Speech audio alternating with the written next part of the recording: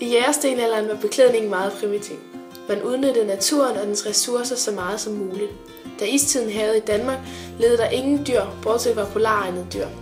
Men efter istiden fandt dyrene ud af, at der var grønne områder og bedre mulighed for føde og overlevelse i Danmark, og derfor drog de op nordpå. Derefter fulgte menneskene med.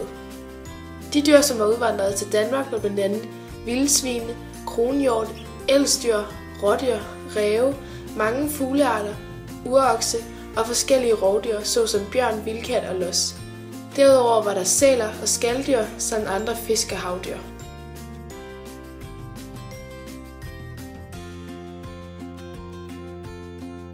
Det mest brugte materiale var skind, da man ikke havde uld dengang. Når jægerne fangede et dyr, blev det udnyttet så meget som muligt. Fangede man f.eks. en kronhjort, brugte man skindet til tøj og bolig.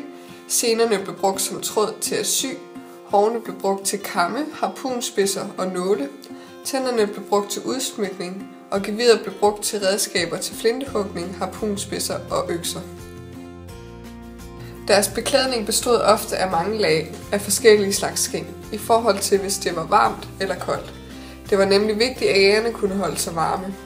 Nogle gange bar de et stort skind, såsom skindet fra en urokse, og andre gange kunne det være et skind fra en elg.